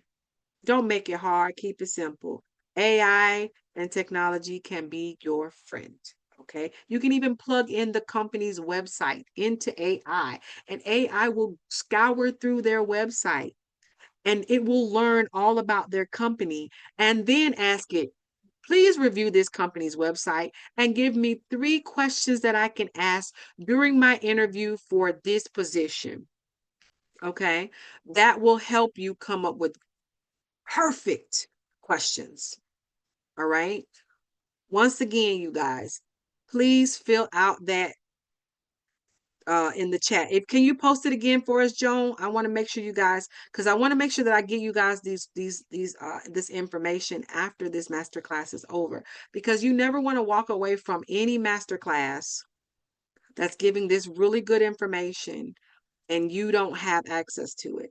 So I want every single one of you to please fill out that, click on that link and fill out that information so that we can, first of all, raffle you for the free book, but also give you access to a lot of this good information that we're sharing with you, including those questions that are commonly asked so that you can use technology to help you come up with answers. All right. Another reason, you seem too desperate. Once again, your energy during the interview says a lot. If you say things like, I need this versus I want this, it's a difference. Okay. We don't want to appear desperate to the employer. Okay. You want to exude confidence all the way through. Remember, they need you. If not, they would not be hiring. They need someone to fill the position. So remember that. Keep that in mind.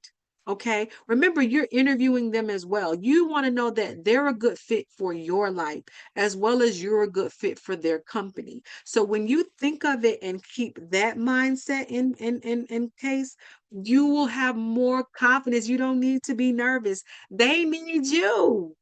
Remember that. That's why they're hiring. They need someone to fulfill a position and do a task. So it is a mutually beneficial relationship. So don't come off as desperate. They need you just as much as you need them. Another reason you may not get it, and this is sad to say, but maybe you have bad credit. More and more companies are checking for people's credit history. Because and especially if you're going for a position that's going to be dealing with money or management with finances.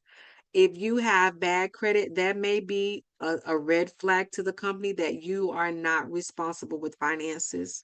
Or maybe if you're a cashier, you may not be trustworthy around money. These are assumptions that people may make. It may not be true at all. You may be extremely honest, but if you have bad credit, people think that you may be a risk of behavior that is not really trustworthy. You may not get the call back if you talked only about what you would benefit and come out of the company. Okay.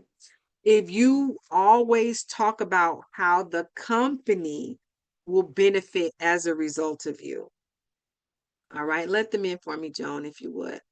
All right. So these are the things that you want to do. Don't just talk about yourself.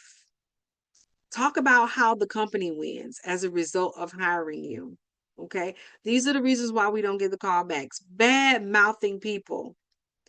Do not talk poorly about your previous employer. That will definitely make someone not want to hire you. If you were cursing during the interview, you use bad language, bad grammar, a lot of slang, you were talking about things that were inappropriate. And I want to say this, sometimes the interviewer is inappropriate. Sometimes the interview, remember, sometimes the person who's interviewing you is not the usual hiring person. They were just asked to do the interview, but they're not skilled in interviewing people. No matter what the interviewer exudes as far as professionalism, make sure that you are always professional. So even if they are unprofessional, you make sure that you always redirect the interview back to a professional demeanor. That is not what you're supposed to have to do, but sometimes you have to do it. Okay. And I want to add this as well. even if the interviewer is someone that you know personally. Do not get tempted to have a personal conversation with that individual. I don't care if they're your best friend, they're a relative. If you are being interviewed by someone, doesn't matter the relationship and the previous knowledge with that person, stay professional at all times. Even if they start to get unprofessional, make shift the dynamic, okay? Get back to a professional conversation within the interview. So be mindful of how you speak the entire time, no matter who the interviewer is. But please make sure that you do not bad mouth other people, whether it was coworkers from the last job, whether it was the boss, it doesn't matter. Don't say, oh, I had the worst boss ever. It's possible they were, but do not express that during your current interview. That may be the thing that gets you the will call you, but they're not really going to call you. Okay. Cursing and using bad language might be the reason you're not getting the callbacks. And once again, make sure that you are always professional and clearly speaking. Okay. Any questions about why we might not be getting that call back or getting rejected for these positions? Does anybody have questions about that? Because this is really, sometimes we don't understand why. We say, man, I've applied to 5 companies, I've interviewed, and nobody's calling me back. I want you guys to understand this might be the reason why. These might be the reasons why, and you may not even realize that you're doing them. Any questions about these reasons for being rejected and not getting the callbacks?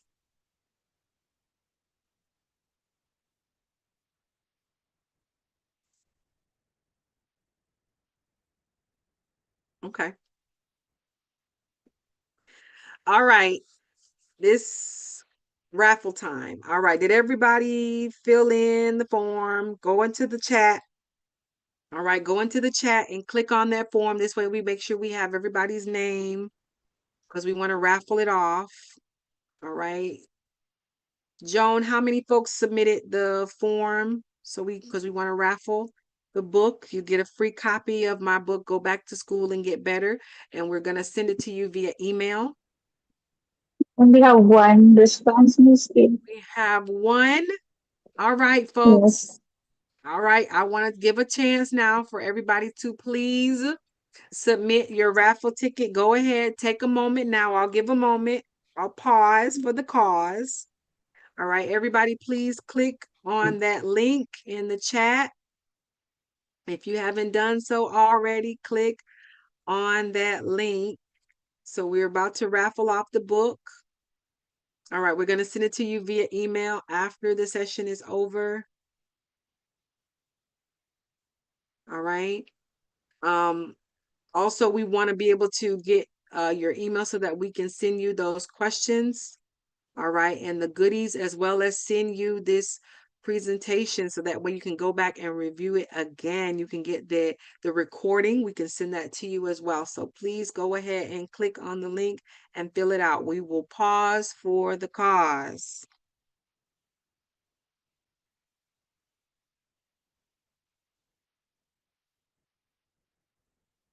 All right. Someone join the session.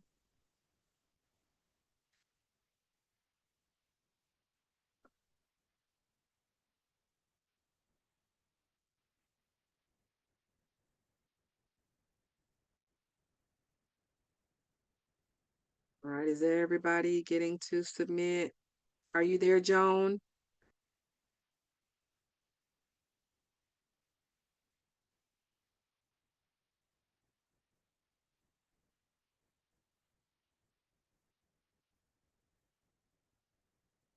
Okay.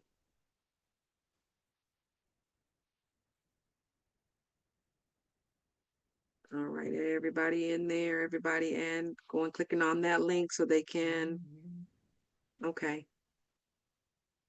Joan she's the one with the raffles. Let's make sure we get Miss Joan back in the session. And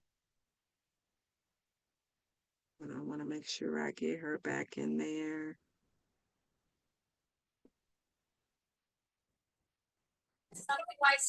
Are Sorry, you Mitch, in there? I don't see the link.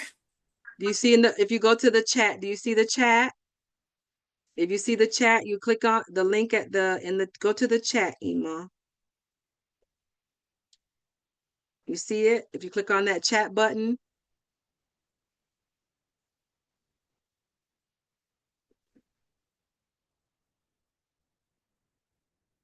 let me know if you see it, Ema.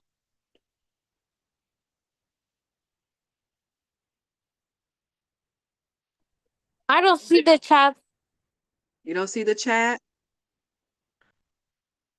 Okay. Um, are you able to send it to her directly, Joan? I don't know. The chat button. It looks like a on the bottom there. Let me see. Hmm.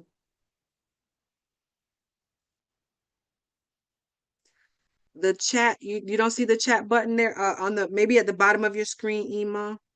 It looks like a bubble, like a speech bubble, and it says chat below it. If you click on that, it should open up your chat bar. I saw it. Okay, now go in there. You should see the link in blue. If you click on that, it'll open up and you'll put your name, number, and email in there. That way we can make sure we send you um, the list of questions so that you can research and prepare for the rest after you get your call notification for the interview. You can research those questions. Use AI to help you out with that. And we also want to raffle. And I'm going to stop sharing for a second. So do you have the wheel of names there, Joan?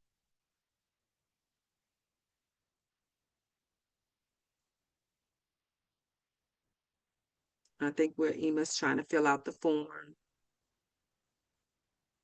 And I definitely want to, thank you guys for joining us during this live, webinar, because I really wanted to make sure that we I'm just waiting have for this. Miss Ema. We ready for, okay, for Ema? Okay, got it. I definitely I'm just wanted to waiting make for her sure. response. Okay, gotcha. So we're waiting for you, Ema. Wanted to make sure that we offer this master class because there are a lot of people who are seeking employment opportunities, whether they're not working or they are working and want to have a better employment opportunity. But that interview, it can be really, really nerve-wracking. It really can. And especially if you're not accustomed to a different type of interview scenario, such as a phone interview, screening interview, or a panel interview. But especially if it's a job you really, really want, it can be very, very nerve-wracking. So the more we prepare, the more comfortable and confident that we will be during those interview sessions. Because confidence matters. Okay. Let us know when you're ready, Ema. I already put my information. Did you submit it? Yes. Okay, did you get it, Joan? Checking right. Okay, got you. Yes, I got it. Perfect. All right, when you're ready, you can put that in the wheel and we're gonna and try to change the setting, Joan, so that it spins for a while so that we draw out the suspense there. And once again, you guys, interviewing is a skill that must be practiced. So if you guys go back and we want to try to send you guys the recording so that you can review and just really get, if especially if you joined the session a little bit late, you can go back and watch the full video. But we want to make sure that people are equipped because it doesn't matter if we're getting credentials, getting diplomas, getting certifications, getting degrees, and we just can't get the job because our interviews are falling flat. Our interview skill is not sharp enough to get the job. And for some people it really puts our life in a much more difficult position when we are not getting the job, and we end up not getting a job over a period of time, especially if you have no other income coming in. It really makes us struggle a lot harder. So we don't want to end up with credentials but no jobs. At the end of the day, it's all about that job. Okay. All righty. I think we're Is it ready. visible, Miss Kid? All right. All right. Take Alexis because you have to be present to win. So you can take Alexis off the wheel. Gotta be present to win. All right, ladies. You guys got a 50-50 shot at this. All right. All right. I'm ready. If you go to customize, Joan, and then we make sure how if we got it long enough to spin there. All right, change the spin time. Put it up to like 40 seconds. That's 30 seconds. Yeah. Let's make this suspenseful. All right, okay. Hit okay. All right, here we go. And you can make it full screen. If you see next to gallery, it's the full screen button there, Joan. You see it there, right next to gallery. That full screen, right to the one more. Come over to the right. For a while. All right. Okay, I'm ready when you are. You can go ahead. That's it, full screen. And you can spin when you're ready. Let's see. Here we go.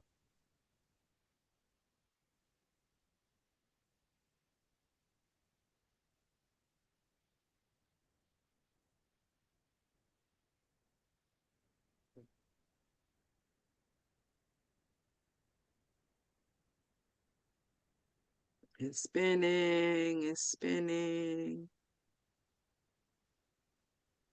it's spinning. Let's see, it's still moving. Think it's slowing down though.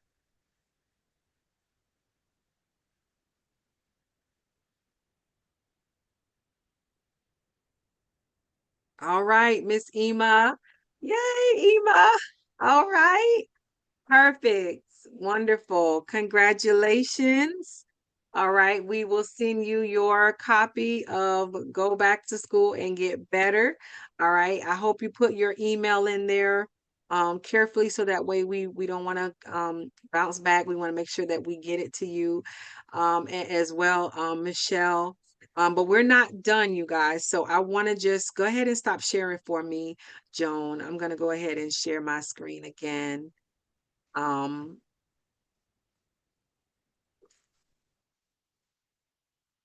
all right. So yes, yes, yes. Congratulations, Ema, for winning the raffle.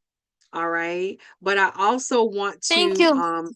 you're welcome. I'm so glad. And Ema, I'm so glad you made it because I know you were really interested in, participating in this master class about the interview skills. So I'm glad you were able to join us tonight and get in there. So one of the things that I want to let you guys know, if you guys were not aware, we have a workforce ready course.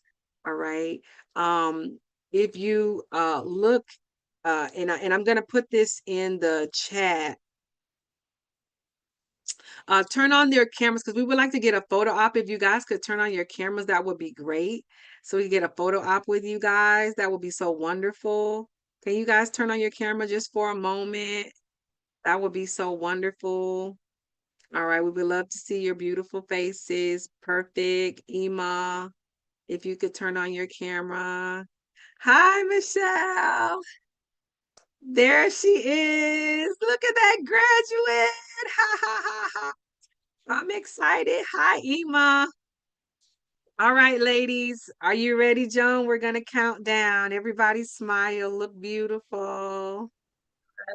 One, two, another one. Take another one. Are we looking? You ready, Ema? Uh, We're going to take another one. All right. One, two, three. Nice to meet you guys. Yes.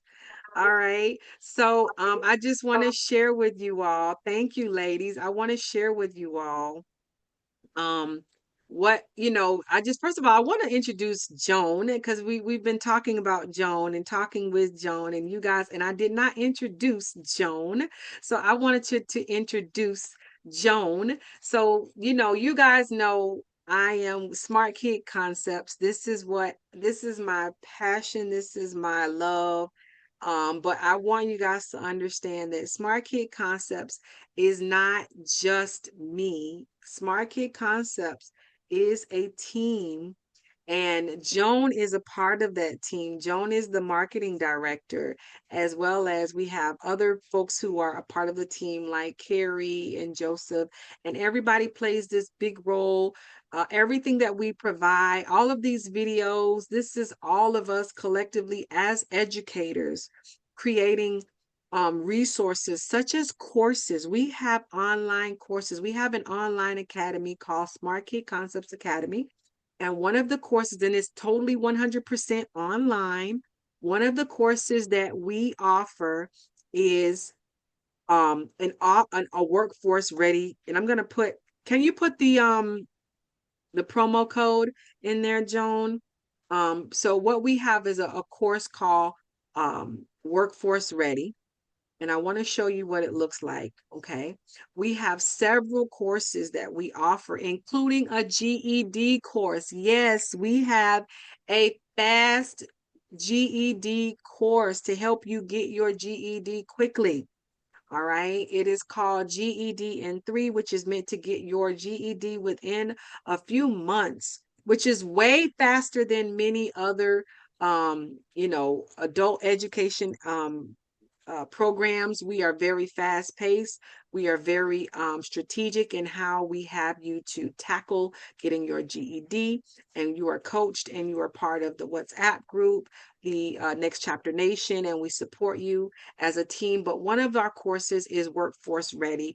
This is all about mastering the job market. This course goes beyond interview skills. This course is all about how to do master all of those different types of interviews that I talked about, how to create your resume, how to do a um, a response email, how to position yourself. And I want to just show you a little bit more about what some of the things you would learn. You would understand about the job market. You would learn about the job market, how to build your resume, how to network, how to go to a networking section and conduct yourself, how to thrive in the workplace. We talk about other things that you need to know, how to create a cover letter, how to have professional communication, how to enhance your job skills, workplace culture, how to leverage diversity, time management and organization, how to build a personal brand. All right. Because you also, sometimes jobs can come to you if you build your brand. Sometimes you're not always the one running after the job. Employers might look for you if you create a personal brand. How to understand your rights. This is major. A lot of people do not understand their rights in the workplace, and their rights get violated. There are certain things that are a no-no that employers should not be doing to you as an employee. All right. There are certain ways that they should not be treating you as an employee. So it's important that we understand our rights in the workplace. So this course is one that we offer. All right. Do you have the link for the course there, Joan? I think I have the link here. This is a course that we offer, and we do have a promotion right now where it is 20% off of the course. All right. So I just wanted to let you guys know of that and share that with you. If you put in the promo get to work, all right, you can learn more about it when you go to that website. Is that in the chat there? I think I can put it in. It's All right. already in the chat box. It's in there. All right, perfect. If you click on that, all right. If you click on that, you can, and then you put in that link, I'm sorry, that promo code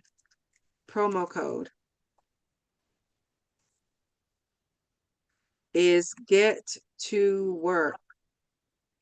That will give you 20% off that course. This is 100%. All of our courses are 100% online.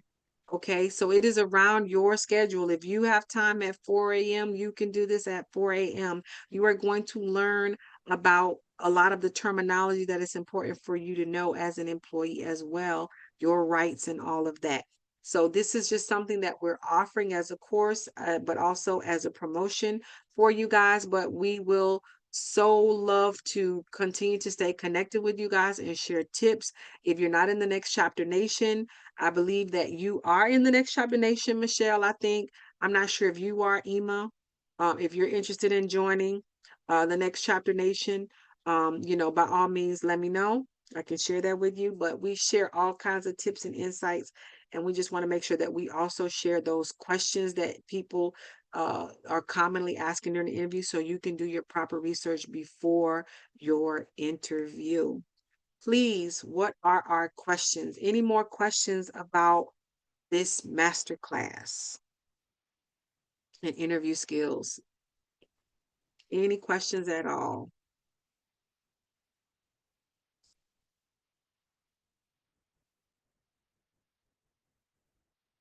No questions? Oh, Okay, sorry. go What is ahead. the link? The link Yes, please.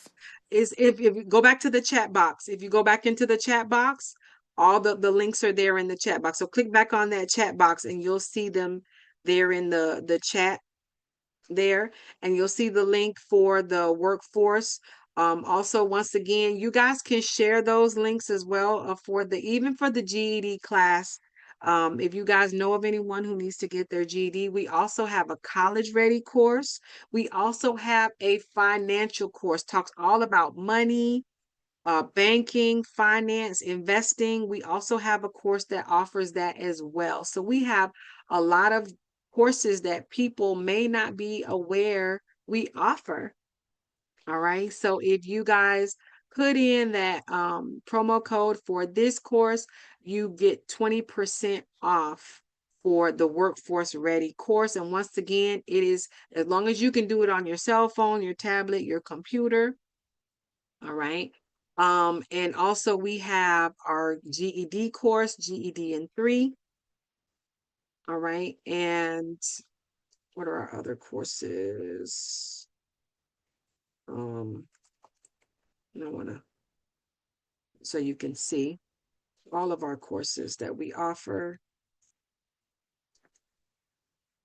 All right, that is our website. And you can see we have multiple courses to offer. A citizenship course. We have our college ready course that gets you ready for college and university level. We have our dollars and cents, which is all about financing and banking.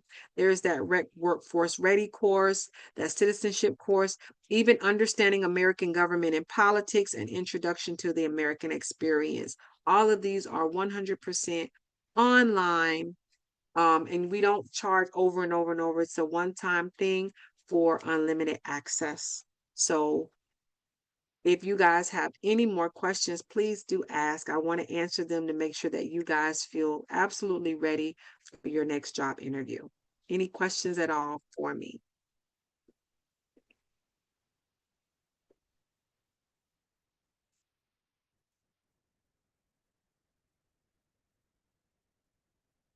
Okay. All right. So, one more thing. Do either of you feel comfortable doing a mock interview right now? Just testing out your skill right now, taking all that you've learned, and we do a mock interview right now to see if you can apply what you just learned and get comfortable by practicing an actual interview. Anybody comfortable with doing that right now? Michelle, Ema, are you guys willing to participate in a mock interview?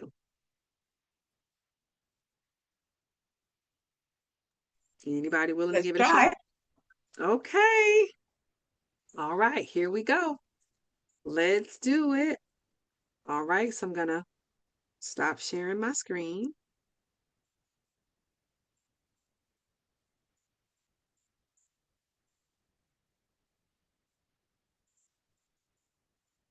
All right. So in that case, what I'm gonna need you to do is I'm gonna need you to um, turn on your camera.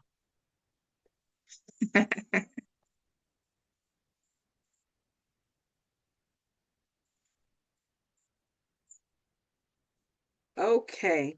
All right. So we are going to do a mock interview as though you are going to do a a Zoom interview because that is a type of interview that you could encounter. All right. So I want to just kind of conduct this with you and just give you a chance to really practice. Okay. Give you a chance to practice some of the skills that we just discussed in your own way. All right. Are you ready? No. But we're going to do it anyway.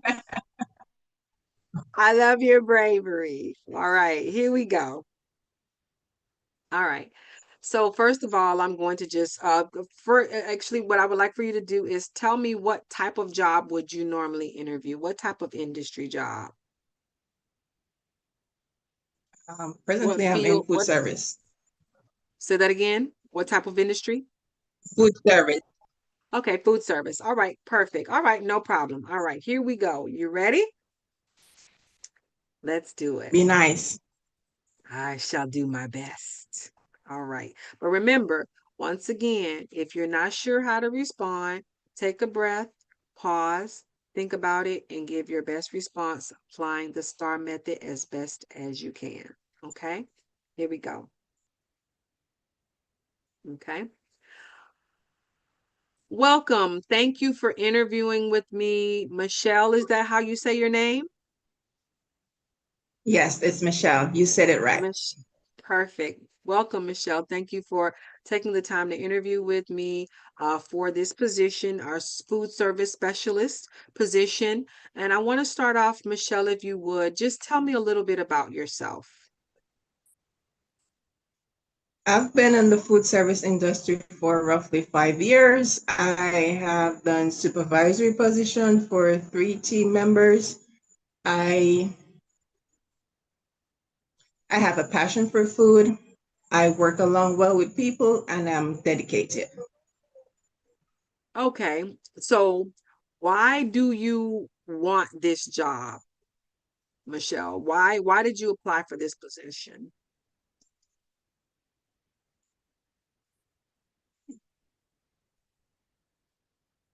I think the goals and the vision of this company aligns with my backup. Think about it. It's okay. Take a moment, pause. All right. Food has always been my passion, and I see myself working very well with this company. Both the company and my goals align. I am dedicated, I am a hard worker, and I do everything to completion. So, what are your greatest strengths that you would bring to our company? My greatest strength is that sometimes I may overwork myself, but then at times I am learning to delegate and take a step and take things slowly at times, but still getting it done in time. Where do you see yourself in the next 5 years, Michelle? In the next 5 years, I hope to see myself growing with this company if possible, being a manager, or who to tell, maybe running my own business. Okay. So, if you were to have a conflict, you know, on the floor, how do you normally handle conflicts at work? Tell me about a time in the past, maybe with a previous job or employer, where you handled a conflict at work.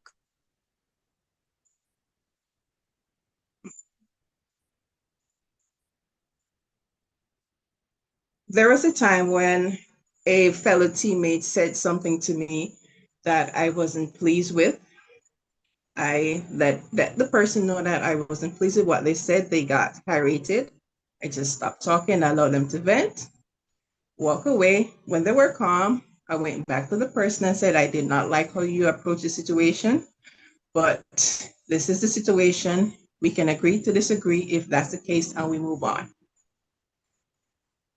Okay, that's very I think that was a very professional approach that you took with that individual to give them time to kind of calm down before you continue to, address the situation. I think that was very wise of you, especially if they were being unprofessional.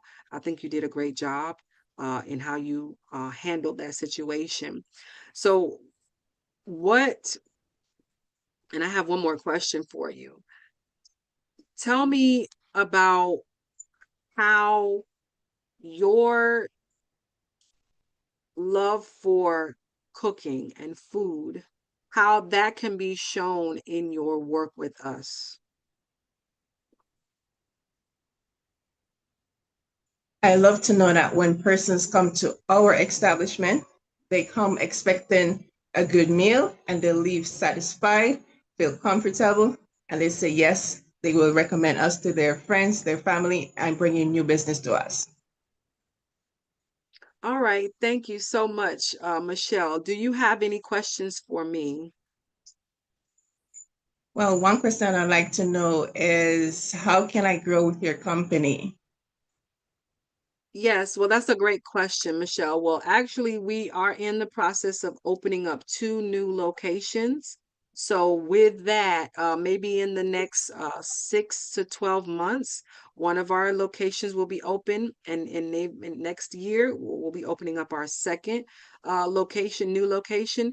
So, if those locations are something you might be interested in, that may be the opportunity for you to grow in that management role because, of course, we would be hiring for all levels at those new locations. So I think that's a great question, and I hope that you will be able to stay on with us and grow. And I have one more question for you. Would you be willing to participate in trainings or workshops that would help to enhance your skills to be prepared for management positions with the company? Definitely, Okay. definitely. Always looking forward to growth. Okay, great. Do you have any kids, Michelle?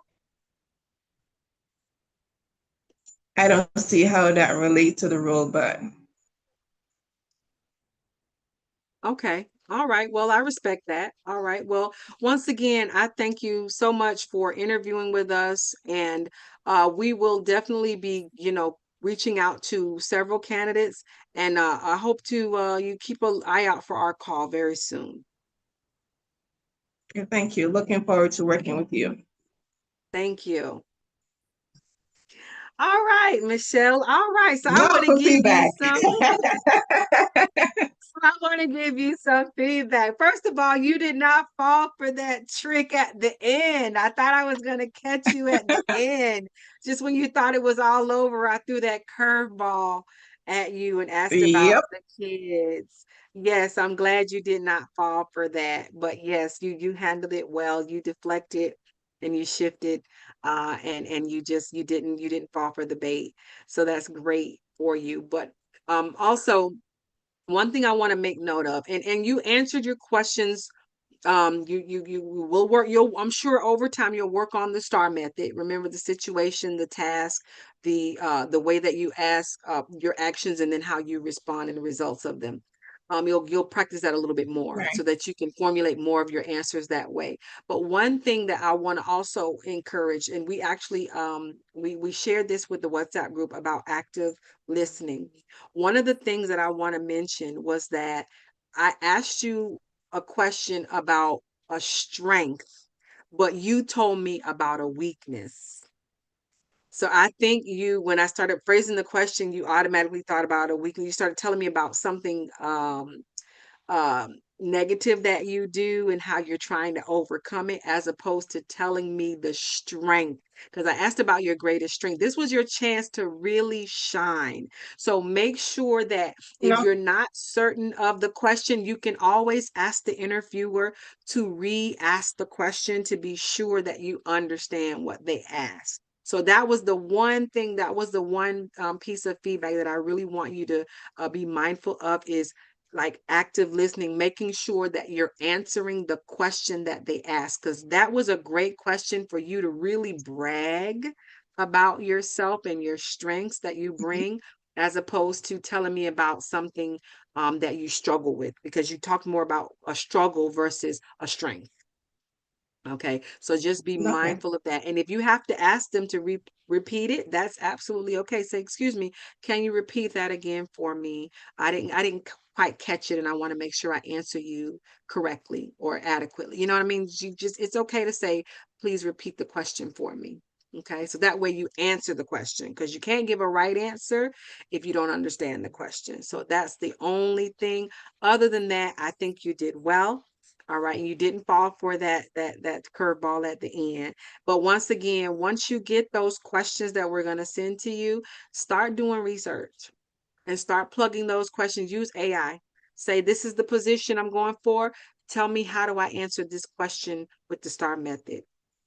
Find out what's the typical Okay. salary for this position.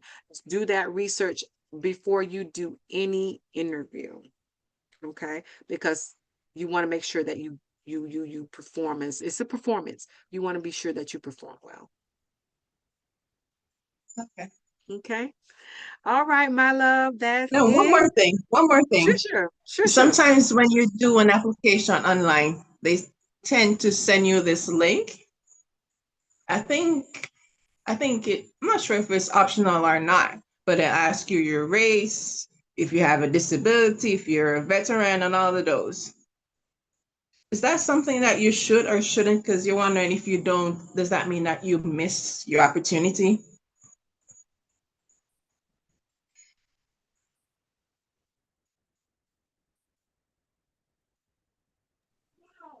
All right, so the question now, if it depends now, are you saying after you apply and then they send you like a little applicant, like a little demographic type form? If Yes. it's, yes, if it's a part of the process, the hiring process, I think it's okay to fill it out. If it's a, you don't have to go into much detail with it. Just answer the question straightforward. Okay. But if it's a part of the hiring process or the application, then it's okay. Then that means it's something that they're asking of everybody. It shouldn't be something that they're asking you alone. You know what I mean? If it's, you know what I mean, that's where we get a little fishy. If it's like, why are you only sending, you know what I mean, like if it's only you're being sent this thing, if that's where you gotta wonder if it's, being isolated to you. But if it's a part of the process, and honestly, it should be attached to the application if they're going to ask that, you know. But if the process, then I Okay. would go ahead and fill it out, because you don't want something like that to disqualify you, not filling out adequate paperwork, especially if they're asking about if you're a veteran, because there may be preference, because a part of some companies' policy is that they need to hire certain demographics of people, including those that may have certain disabilities, or if they're a veteran, they may actually give you a bit of a preference that may actually work in your favor. Okay, so if you are Okay. military personnel, even if they don't ask, I would put it on there. I would put it in big bold letters with neon. I am a military, I am a veteran.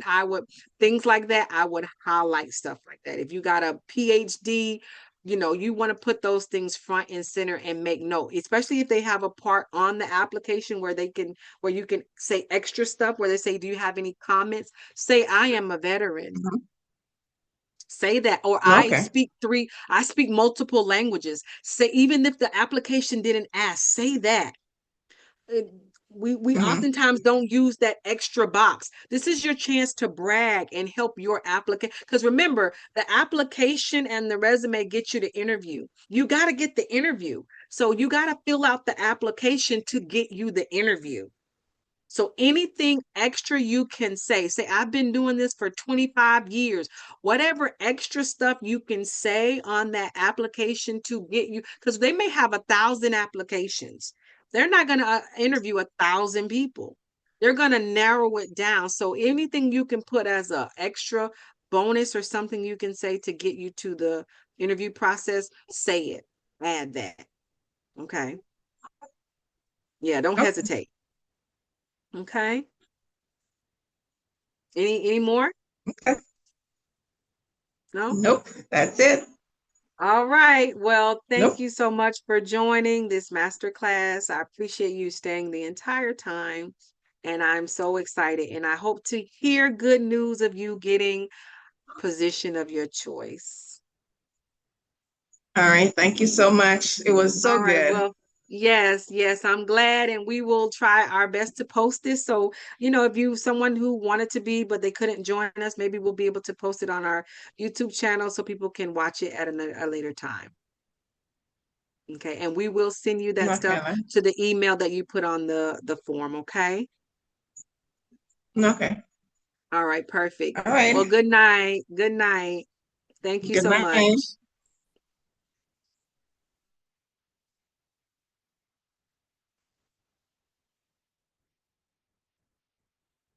Thank you, everyone, for joining.